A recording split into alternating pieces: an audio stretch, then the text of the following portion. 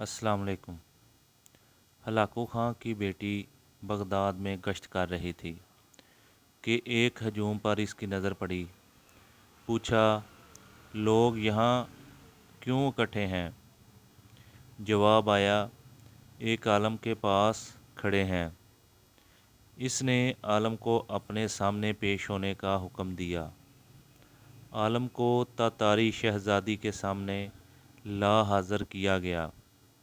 शहज़ादी मुसलमान आलम से सवाल करने लगी, क्या तुम लोग अल्लाह पर ईमान नहीं रखते?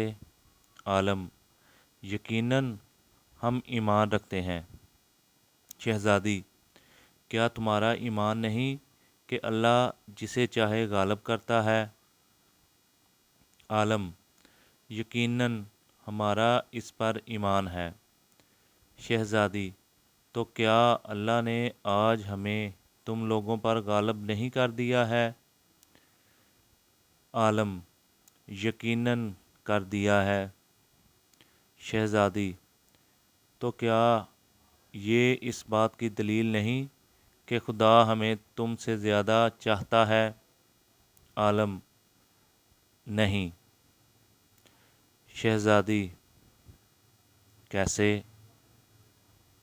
आलम, तुमने कभी चरवाहे को देखा है? शहज़ादी, हाँ देखा है। आलम, क्या इसके रेवड़ के पीछे चरवाहे ने अपने कुछ कुत्ते रखे होते हैं? शहज़ादी, हाँ रखे होते हैं। आलम, अच्छा, तो अगर कुछ भेड़ें चरवाहे को छोड़कर किसी दूसरी तरफ को निकल खड़ी हों और चरवाहे की सुनकर वापस आने को तैयार ही ना हो, तो चरवाहा क्या करता है?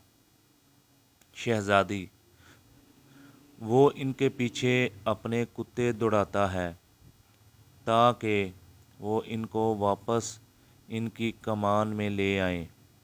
आलम, वो कुत्ते कब तक इन भेड़ों के पीछे पड़े रहते हैं? शहज़ादी, जब तक वो फरार रहें और चरवाहे के इक़्तिदार में वापस ना आ जाएं। आलम ने कहा, तुम तातारी लोग ज़मीन में हम मुसलमानों के हक़ में खुदा के छोड़े हुए कुत्ते हो। जब तुम हम खुदा के दर से भागे रहेंगे और इसकी अतात और इसके मनहज पर नहीं आ जाएंगे, तब तक खुदा तुम्हें हमारे पीछे दौड़ाए रखेगा और हमारी गर्दनों पर मुसल्लत रखेगा। जब हम खुदा के दर पर वापस आ जाएंगे, उस दिन तुम्हारा काम ख़त्म हो जाएगा। आज फिर वही हाल है। आज कुत्ते हम पर मुसल्लत हैं। यहूदियों, ईसाइयों और लिबरल की सूरत में, और जब तक हम वापस ना आ जाएं इस्लाम की तरफ, तब तक हम पर मुसल्लत रहेंगे।